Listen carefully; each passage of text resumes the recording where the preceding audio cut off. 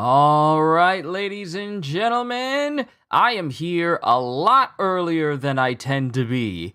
Because we got through our songs pretty quickly at church, and then I booked it all the way here. But also, the reason why it took me so long to even get here, I could have been started at 12 even. But there's this massive, severe thunderstorm that's just rocking my entire neighborhood. I was driving down the highway, and I literally had to drive at 44 miles an hour with my hazard lights on because I could barely see 20 feet in front of me. That's how heavy the rain was going down. But we're here for more My Hero Academia. I don't know why it's telling me that the audio bit rate is lower than it needs to be because I ain't changed jack. I ain't changed nothing.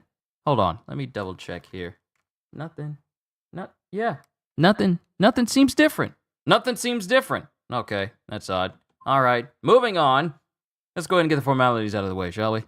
Yo, peoples! Hugh92 here, and welcome back to yet another live reaction of more My Hero Academia. So let's begin with today's chapter, chapter 393... A Girl's Ego. Ooh, and we're picking up right after the last chapter when Twice was looking at Himiko Toga and saying like, what should your villain name be? So apparently, we're going back in time to when Twice was still alive. Say, Toga, don't you want a villain name of your own? And then Compress is there. Ah, indeed. Come to think of it, you and the boss are the only ones here without villain names. Let's name ya! Doesn't matter. And then it shows Shigaraki, Spinner, and Dabi there during that time. And then Toga's all like, no thank you. And then Compress goes, a villain name adds a bit of class. Vampirist and then Spinner goes, Vampirist Carmilla. Suck. Lick a tongue. Sorry, but that name's already taken. And then Toga's all like, no! Then Dabi chimes in. Stupid. That's just some crowd-pleasing crap. A holdover from before the quirk registration system.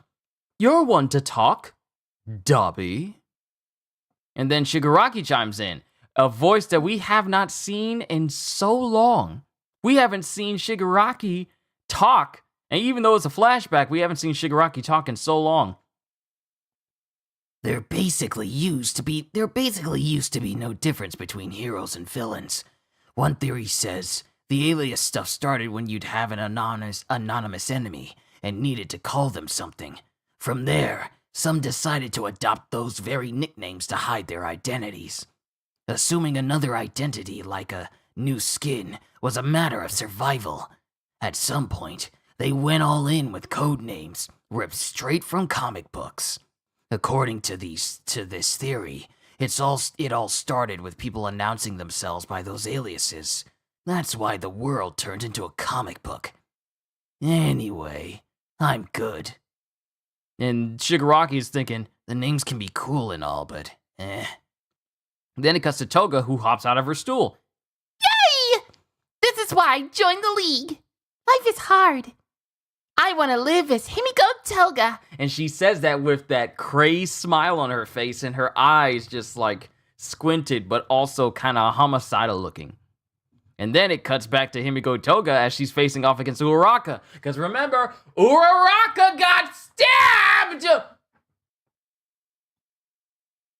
She's talking to Uraraka after she stabbed her. Your rules tell you to pity me, but don't you dare! And then Uraraka is reeling from the fact that she got stabbed. And then Himiko Toga is surprised to see that Uraraka is holding on to her. It's not pity. And then Uraraka gets kicked away by Toga. She touched me, but if I'm floating, so what? No risk there. And then it cuts to both Himiko Toga and Uraraka still airborne. You know just the right things to say, But in the end, you'll toss me into a cage on death row, won't you? Or you'll murder me outright, just like they did to Jin! It's win or lose, live or die! A winner-takes-all survival match, no going back now! And then it cuts to Uraraka, who's, still floating. Who I wouldn't say she's floating, she's still airborne, but she's also, still bleeding. She's still bleeding. That seems like the obvious truth for us both. If it's really not pity, then it's just your ego talking. And if your egos are clashing, then Sad Man's Legion. You're dead meat, hero.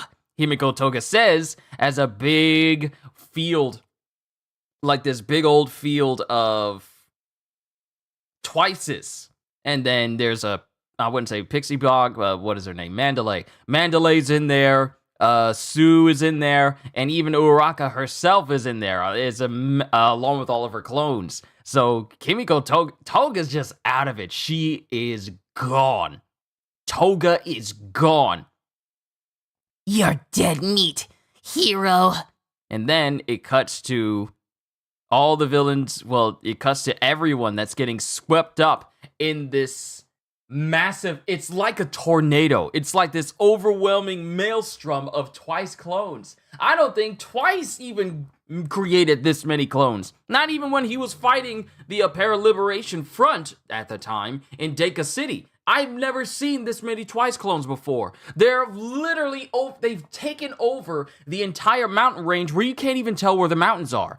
And they're starting to pool into the adjacent city that's on the outskirts of the entire mountain range of the Gunga Mountains.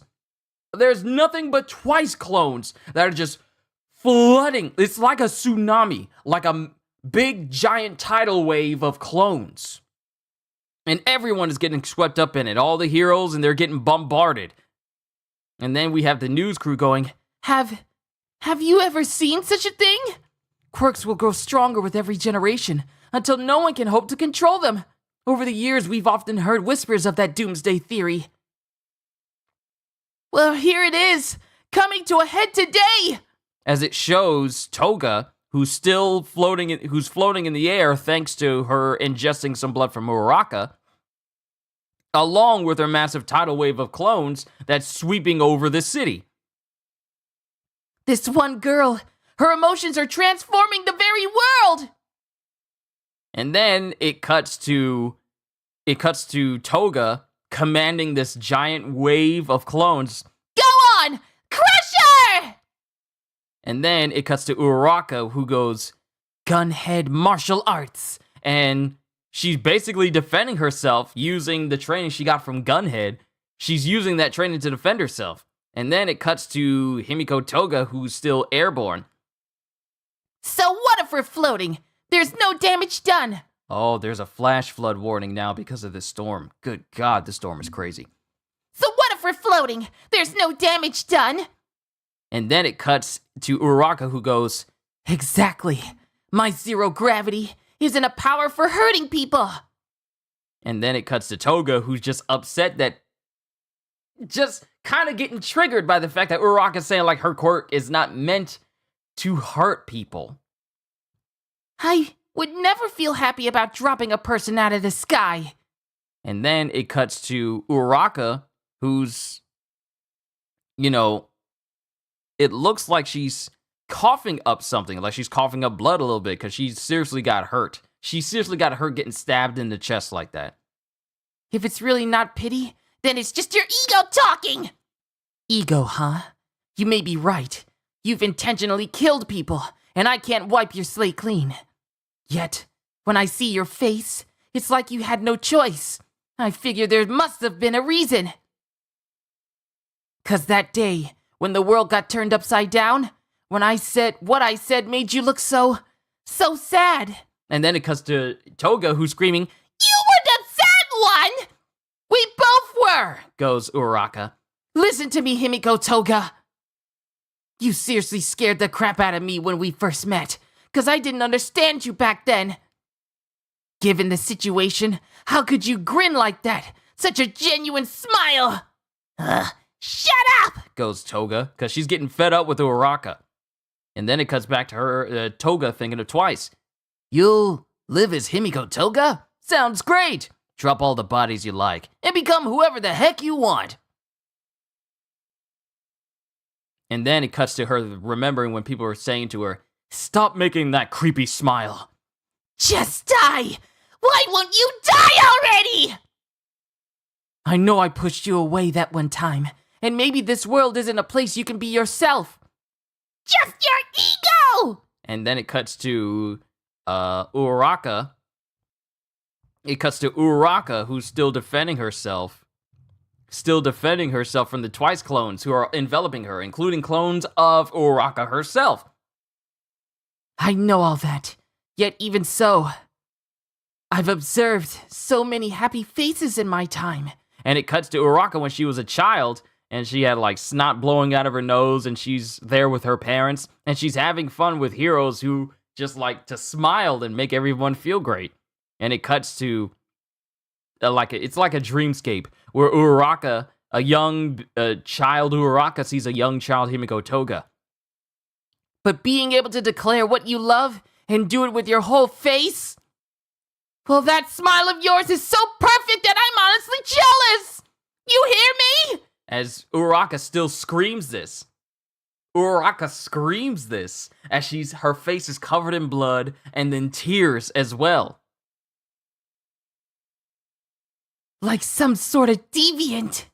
And I don't want to pretend I never saw your amazing smile! And then we see something happen to the clones. We see something happen to the clones.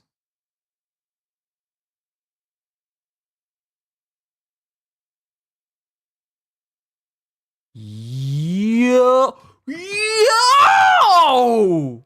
Yo! Whoa!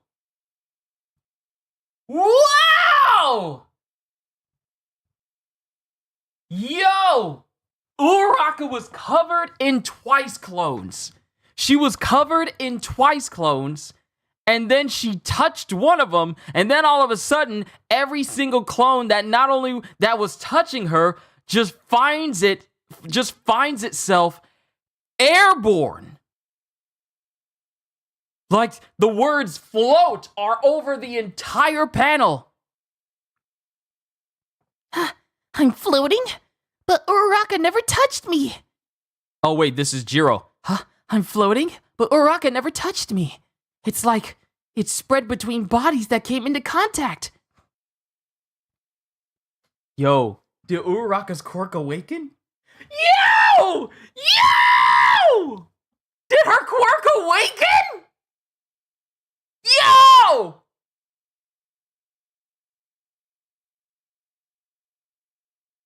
Yo, hold on.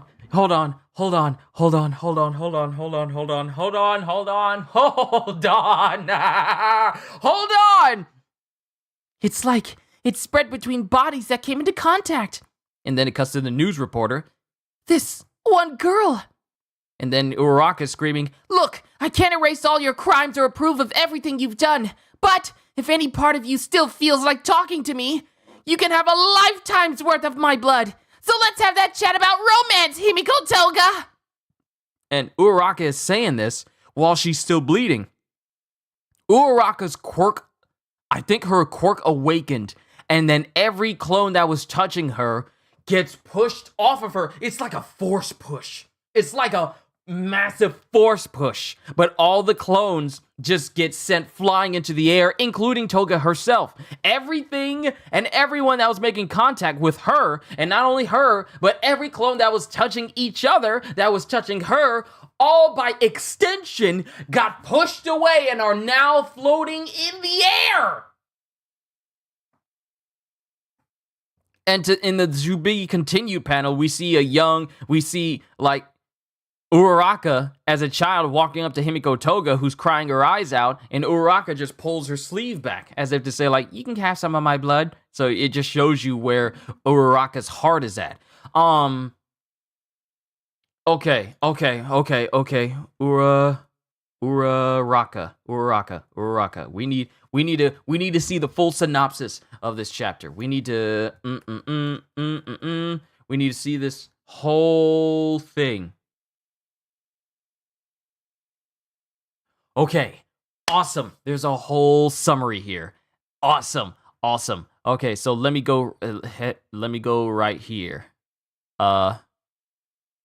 Okay, so let's go from the top of this. Sometime in the past, when the League of Villains were in hiding, Twice asked Himiko if she wants a villain name of her own, with Mr. Compress and Spinner adding that she and Tomura are the only ones without one. Himiko refuses one, as Spinner suggests Vampirus Carmilla, that's the character from Castlevania when you think about it. Twice suggests Suck Suck and Lickitung, that's already taken because of Pokemon, while Dobby calls it all stupid and just a holdover from before the quirk registration system. Tomura explains how in the past there used to be no difference between heroes and villains, with one theory being that aliases were originated when you had an anonymous enemy and needed to call them something. From there, some adopted those nicknames to hide their identities, and eventually they went all in with the code names ripped straight from comic books, leading to the world becoming like a comic book itself. Tomura says he's good without one, even though he thinks it can be cool, with Himiko jumping in joy over saying that that's why she joined the League, to live as Himiko Toga. In the present, Himiko continues her venting to Uravity about how pitying her, which Uravity claims it isn't, using about pitying her, which Uravity claims it isn't, using her zero gravity to cause Himiko to float away. Himiko responds that despite everything she's trying to say, she knows in the end they'll just toss her in a cage on death row, or murder her outright now like they did to Twice, saying that it's a battle for survival with no going back. Uravity replies that it seems like the truth for them both, causing Himiko to say that if it's not pity, then it's her ego talking, and if their egos are clashing, then she's dead meat. Himiko unleashes Sad Man's Legion, releasing her swarm of doubles to the absolute extreme, which goes back to what I said. She basically just surpassed what Twice did back at Deka City when he realized he was the real one and he didn't need to fear about making more than just an extra clone. That's when he went all in. But even then, it was nothing compared to Sad Man's Legion. Literally a massive inhuman torrent of bodies that not only releasing her swarm of doubles to the absolute extreme, completely consuming all the heroes, including, so I was right to say it the first time, not only were the heroes swept up, but the villains were swept up in it. And apparently all of the Nomu. So everyone just got swept in Himiko's big hurricane of emotions. Literally. Including even the villains and Nomu, and decimating the nearby city. It's a tidal wave of bodies that's a tidal wave of bodies. Snow, good to see you. I'm going through the summary right here because we need to talk about this chapter. Consuming all the heroes, including even the villains and Nomu, decimating the nearby city. The reporter and the newscaster overlooks in belief, talking about the whispers they have all heard regarding the Quirk Singularity Doomsday Theory, with quirks growing stronger with no way to be controlled, realizing it is coming to a head today with one girl and her emotions transforming the very world. Himiko sends a wave of doubles towards Uravity, who uses her gunhead martial arts to repel them, causing them to float back up into the air. Himiko mocks that all she's done is make them all float, with Uravity declaring that her zero gravity isn't a power for hurting people, causing Himiko to be irritated remembering their last conversation. Uravity continues that she may be right about her ego talking, since she intentionally killed people and she can't wipe her slate clean. However, despite all that, when she sees her face, she believes there must have been a reason, remembering to the day of their fight in the Paranormal Liberation War. What she said made her look sad.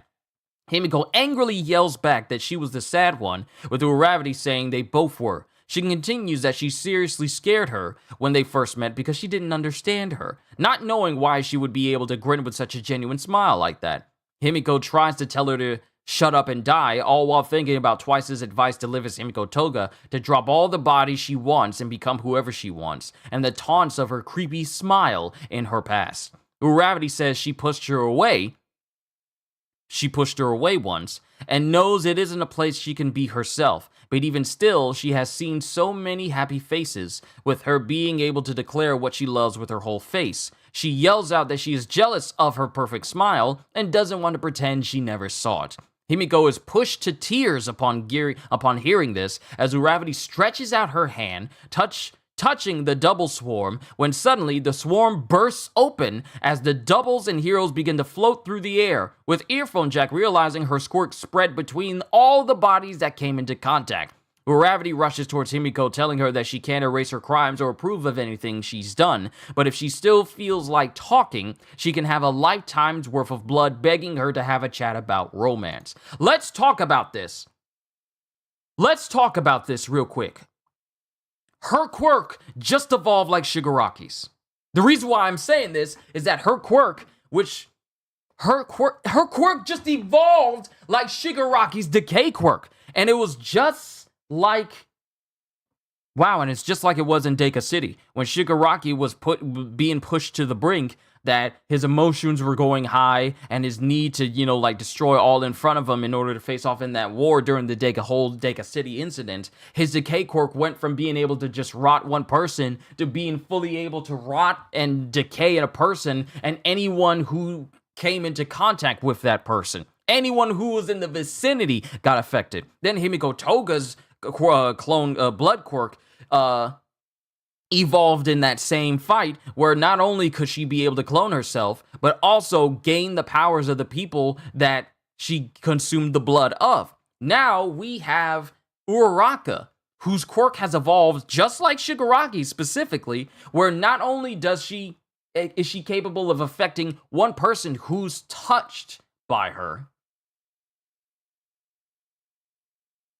but she's able to affect everyone who's in contact with her.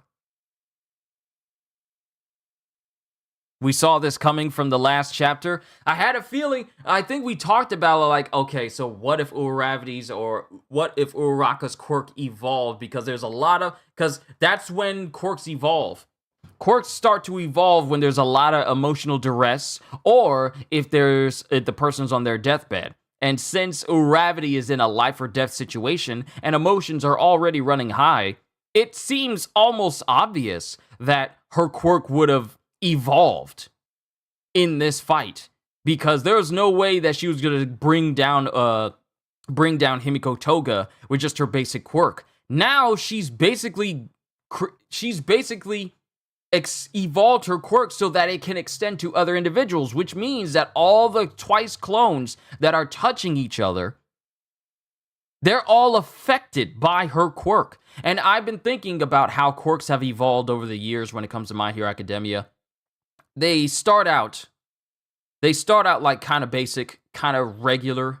Some are very, very powerful, but they're not complex. Then we get more quirks that start to evolve over time, and they start to have some more complexity, like Bakugo's explosion quirk, like nitroglycerin sweat that he has in his body. Or a better example would be Shoto and his ability to have not one, but two quirks in him, hot and cold. And then we have quirks that are in the kindergarten kids, or in like the first grade kids that we saw during the whole summer classes that Bakugo and some other students had to take part in. We see that quirks are becoming more and more and more and more complex as the generations go on. But we still have the quirks from a previous generation that are evolving.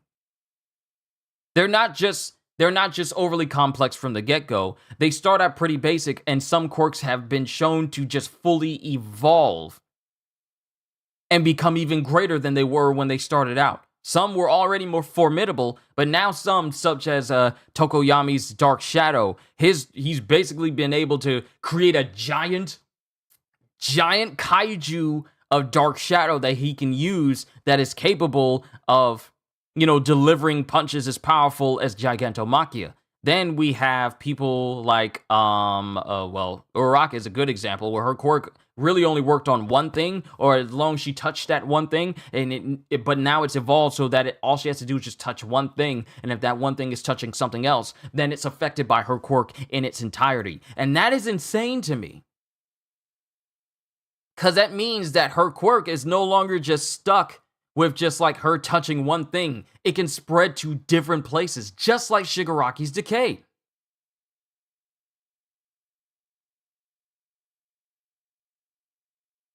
So let me go to her quirk. Let me go to her quirk itself.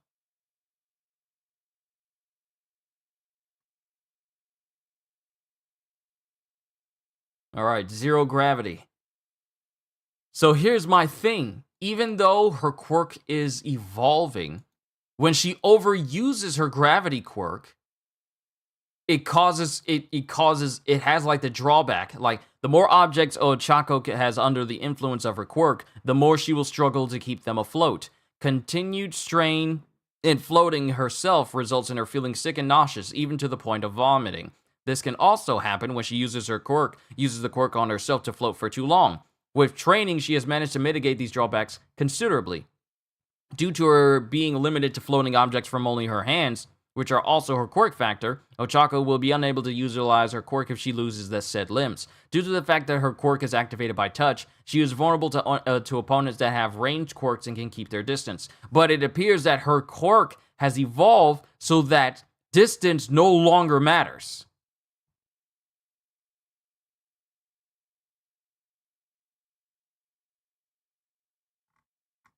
So my thing is, quirks still suffer from drawbacks. So the thing with me is that how big is the drawback going to be if she starts affecting like a whole army's worth of bodies in the air? How tired is she going to be when she's done using this quirk?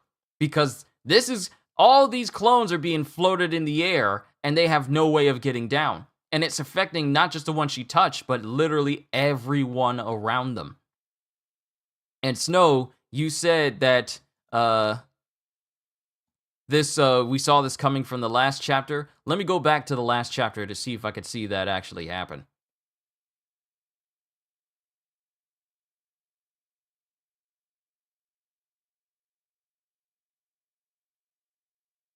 Like, I'm looking,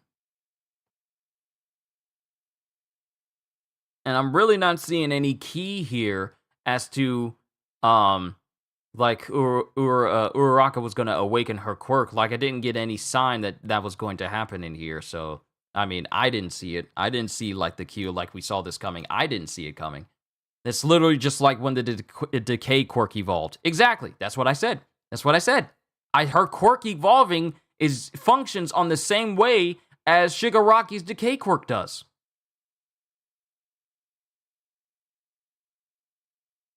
And the fact that, okay, so let me just go back up here. So it's just a sheer basis of her quirk that makes it kind of broken when you think about it. Because that baseball she threw in the air when they first started, I don't think that's ever come down. Zero gravity allows the user to remove the effects of gravity from solid objects upon touching them with the pads on their fingertips. The targets lose their gravitational pull the moment Ochako makes contact with them, effectively making them weightless. Through zero gravity, Ochako can make anything solid float in midair as long as they are within the weight limit of her quirk, which is around 3 tons. None of the Twice clones weigh 3 tons. She is able to activate or cancel quirks effectively by closing her fingers together.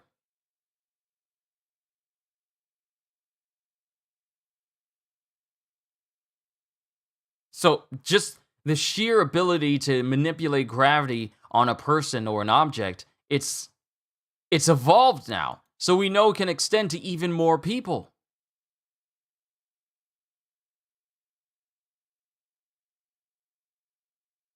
And there's numerous examples of her using her quirk for different purposes, but now she has like grappling hooks, and I'm just thinking, like, how much more evolved is it going to be? Like,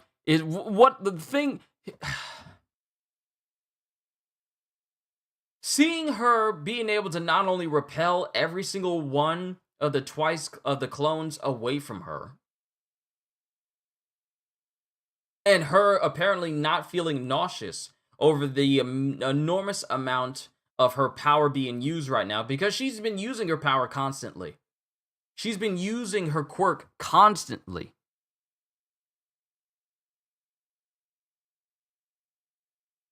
She's been using her power constantly. So I'm just thinking about the drawbacks. But maybe the drawbacks are not as significant anymore simply because her quirk has evolved.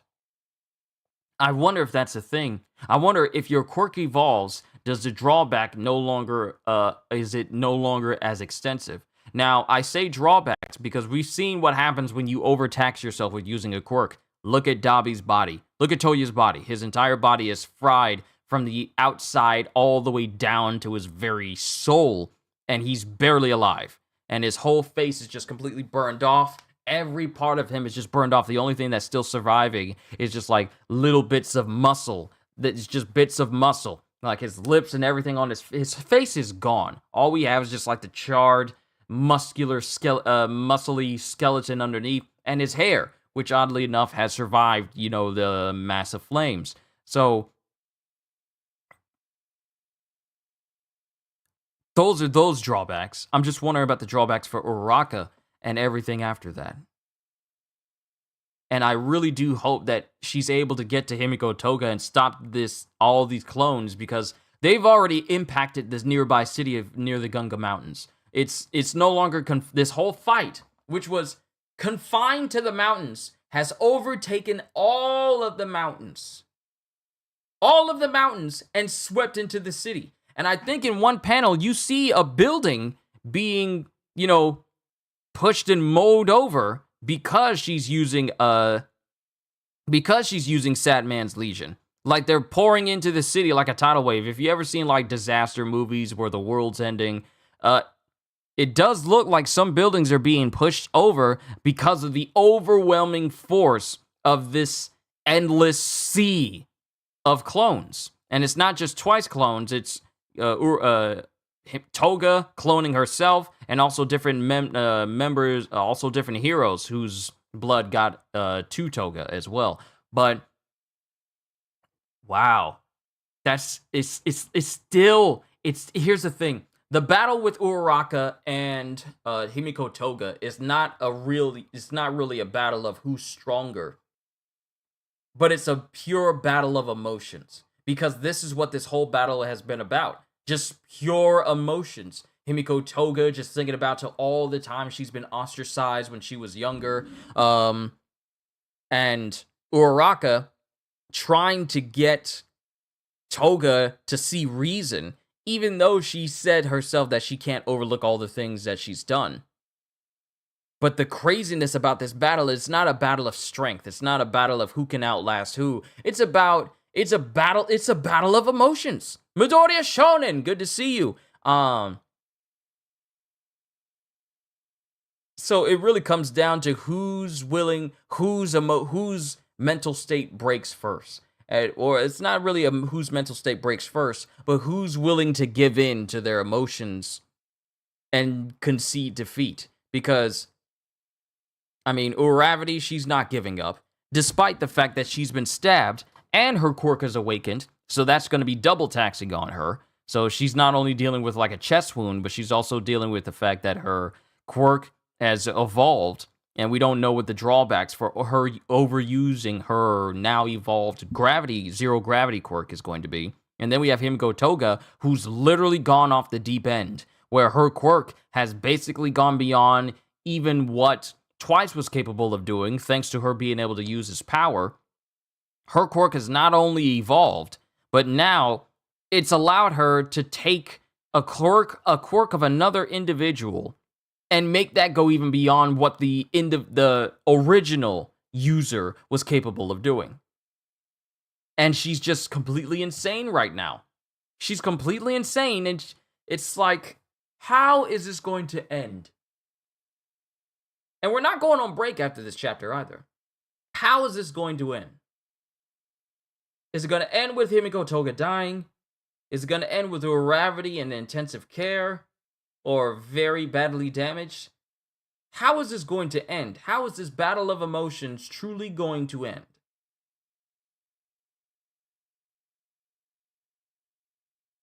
I enjoyed this chapter. I really did. Seeing Uraraka's quirk evolve right then and there and function and evolved in the same way that Shigaraki's did. Oh yeah, hype moment. Extremely hype moment. But now it's coming down to like everything that Himiko Toga is trying to do against Uraraka is not keeping her down. Like her berating her is not keeping her away. Uraraka keeps trying to make her way towards Himiko Toga to bring this all to an end. Because if you take down Toga, you take down all the Twice, and that's one big major issue. It's a major issue right now. Out of the way. So who's going to concede first? That's my question. Who's gonna just say, all right, I give up? And the fact that both of them have been using their quirks constantly without end. Like, is there a drawback to Himiko's quirk? Sorry. Like, is there a drawback to Himiko's quirk?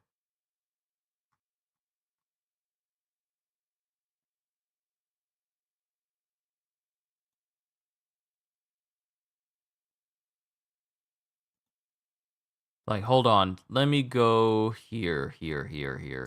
Quirks. All right.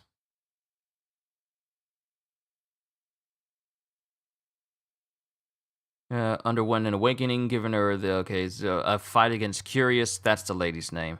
Underwent an awakening. We know about that. Allows her to use the quirks of people whom she's transformed, something that she was previously incapable of doing. Although Himiko can only use another person's quirk if she is fascinated. Although can only use another person's quirk if she is fascinated by that person and holds that person close to her heart, and she must have sufficient information on their power. And then, so we have Sad Man's Parade, and then we have Sad Man's Death Parade. And then we have Sad Man's Legion, which is a new move.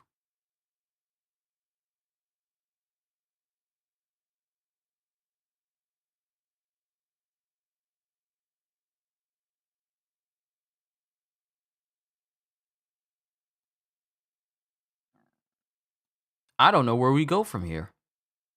I don't know how this is going to end. But this was a good chapter, though. Seeing Uraraka gain an even greater power. It's been Ochako's resilience to reach her. It's almost like she's saying if she can't save one villain, how could she be a true hero? Her drive has been showing up in spurts up until now. It really has. And I believe it's because of Midoriya that she's gained. I wouldn't say it's all because of Midoriya, but Ochako has always had, like, a strong will. She's always had, like, a strong drive, even from a young age. Even from a young age, she's always had it. But this moment when the villains really started to pick up the pace and started to cause even more chaos out there, and she's got put into more situations that demanded that she mature quickly as a hero, there have been more and more moments of Ochako really standing out as not just a supporting character, but a character that's almost on par with Midoriya in terms of relevance and in terms of just how significant they are to the story. Because if it wasn't for Uraraka, Midoriya wouldn't have been able to get the rest that he needed and then continue fighting afterwards. So Uraraka has really become one of the most standout characters in this entire series, not just because she has like a cool quirk and not just because she's the not just because she's one of the best girls to say, like one of the best girl characters in the series, but she really has made it. She really has come into her own as her own significant character that has had character development. And I say this all the time, but the character development for people in this series is god tier. We have Midoriya. Obviously, we have him. He's a main character, but it's everyone who's around him who has evolved not only as a hero, but as a person. Like we got even Shoji, who grew up. Shoji, who grew up thinking about like how he's been ostracized because he was a heteromorph, and even after saving a girl's life, he was still ostracized, and he was like, oh, I don't care about how everyone views me. I couldn't just let her get killed because that's not it wouldn't sit well with me, and that's why I became a hero and stuff like that. And it's just you see all of these characters, you see their backstories, and you see them grow as individuals. You see them grow, and it's not just like, oh, I just had to take a moment by myself off panel, and you never see it at all. These characters have truly matured over time, and it wasn't rushed, which I love. It took its time. It had its moments where they were enjoying themselves and had the moments where they had to mature quickly, and that sort of character development stayed with them going forward. She's become a voice. Exactly. She's become her own voice now. She's not just Deku's friend or Ida's friend. She is Uraraka all on her own, and she's just as important a main character as Midoriya himself. she really has set herself out as not being just like a side character, because what I love about this series is how it does character development and how it takes characters that we would normally see as side characters and actually give them a chance to get a chance in the spotlight where they become even more relevant. Some series have these characters who stand out and then you never see them again. In this series of My Hero, you have characters characters who look like side characters who show up often and oftentimes become as important as main characters. But I love how Uraraka has evolved from being this character who's all like, oh, she's everywhere where Midoriya is. Oh, she likes Midoriya. Oh, she has a really cool quirk. But then we're just focusing on Midoriya's development. But then we focus on him.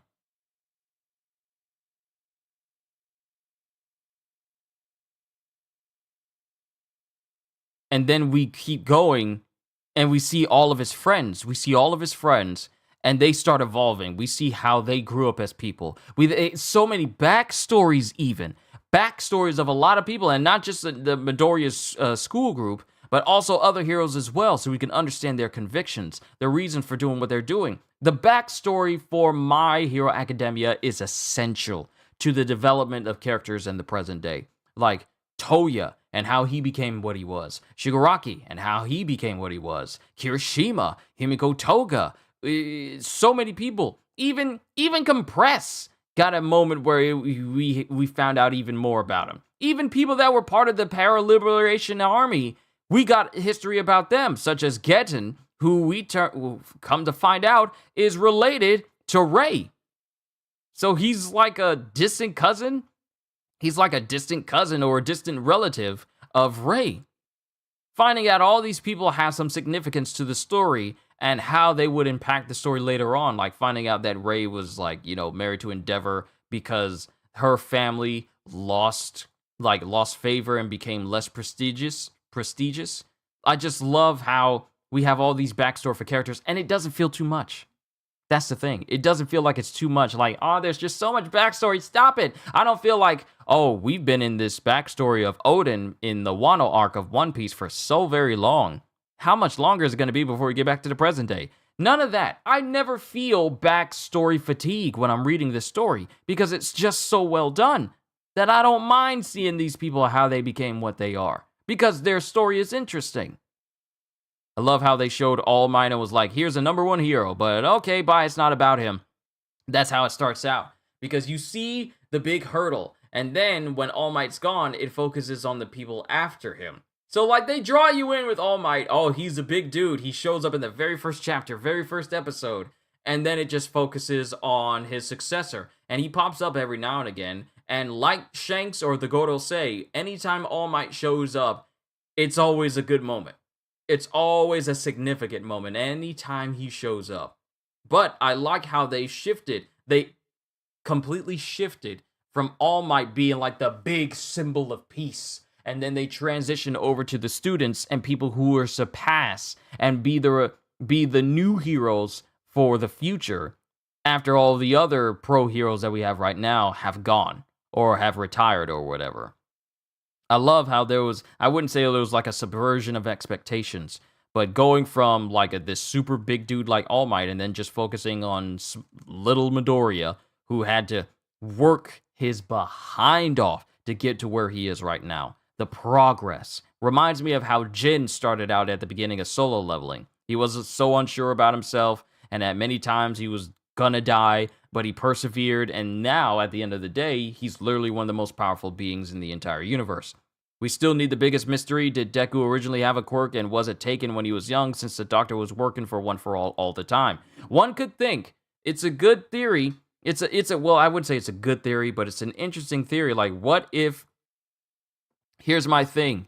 Did Deku originally have a quirk, and was it taken when he was young, since the Doctor was working for All for One the whole time? My opinion on that is, if he had a quirk, I don't think One for All would have taken to him as easily as it did. Because I feel it's like a body makeup thing that keeps it so that One for All is not able to, be able to rest in the bodies of people who already have quirks. Because the people the successors of One for One for All, the successors of Working for All for One, Working for All for One. That's what you meant for, not for One for All, but One for All is basically a power where if you already have a quirk, there's only so much that you can handle that quirk being in your body, where it seems to work best for people who don't have quirks at all. Now, one could theorize that maybe Midoriya had a quirk, but he doesn't have one anymore. But then I'm thinking about, like, well, if that's the case, I just honestly don't know. I just honestly don't feel like Midoriya had a quirk in him. I honestly feel like he didn't have a quirk in him. Plus, they always use the whole like, hey, if you have this extra digit in your pinky toe, I think it is. If you have an extra digit in your pinky toe, then that pretty much means that you have a quirk and your body's made for it. But Midoriya didn't have that, so he was already born quirkless. So I don't think he had a quirk at first. Maybe. But then again, you could say, like, they gave him the wrong x-rays and then his quirk was taken. But at the same time, how does a person get their quirk taken from that doctor, though? Because it's not so simple as to just, like, inject them and then draw some blood out and then the quirk is gone. I highly doubt it. Because I feel like it would take a far greater process to extract a whole quirk from a person's body where they don't have a quirk at all. That just seems like something that's beyond even the doctor to do. At least on a normal means with a regular hospital visit. Now, in his laboratory, that's a different story. But just taking a person's whole entire quirk during regular work hours and then not have it at all? Because usually, when a person has a quirk, their quirks manifest at a young age. Like the kids from the kindergarten schools already had their quirks already working. So if Midoriya had a quirk, he probably would have had it already for his mother to see when he was a young kid, you know, just rocking back and forth, waiting to see the next video for All Might. He probably would have had it back then. So I go back to what I say. Like, I honestly don't think Midoriya had a quirk beforehand. I honestly don't think he had a quirk beforehand. Because otherwise, I don't think One for All would have taken to him as easily as it did. Well, I wouldn't say taken as easily, but he wouldn't be able to use his quirk as well as he did. Or at least the One for All quirk wouldn't be able to mesh and synergize with him as well as it did if he had a quirk. It works best with people who are quirkless. And even All Might didn't unlock all the extra power that was within One for All that was hidden away. Midoriya got it. So I don't think Midoriya originally had a quirk and then it was just suddenly taken from the doctor. Even though he was working with All for One, I don't think he had one because you usually manifest those at a young age. And plus, how would he take it from Midoriya on a regular hospital visit? Because then, if he did have a quirk, if he did have a quirk, it would raise some eyebrows because they wouldn't notice that the quirk is no longer, if he had a quirk and he used it when he was young, then they would notice it was gone. So I stand by what I say, like, Midoriya was born quirkless. And he's able to do everything he has because, with One for All, simply because he's quirkless. So I wouldn't say that's a big mystery. That's a big theory, but it's not a mystery because I don't think anyone's ever been asking that question of whether Midoriya's had a quirk in him or not. What we know of One for All just means that it makes more sense that Midoriya is quirkless because that allows One for All to work best with him. That's just how I feel about it. But I think I've carried on this. I think I carried on this reaction long enough. But Uraraka's zero gravity quirk has awakened. And now we get to see just how versatile it is against Himiko Toga. But I really do, I want to say this, and I'm not trying to rush Horikoshi or anything, but I really do hope we see the end of the Himiko versus Uraraka fight soon, because we've been on it for a minute. It's been a while since we cut back to Midoriya versus Shigaraki. It's been a while since we cut back to All for One running into All Might.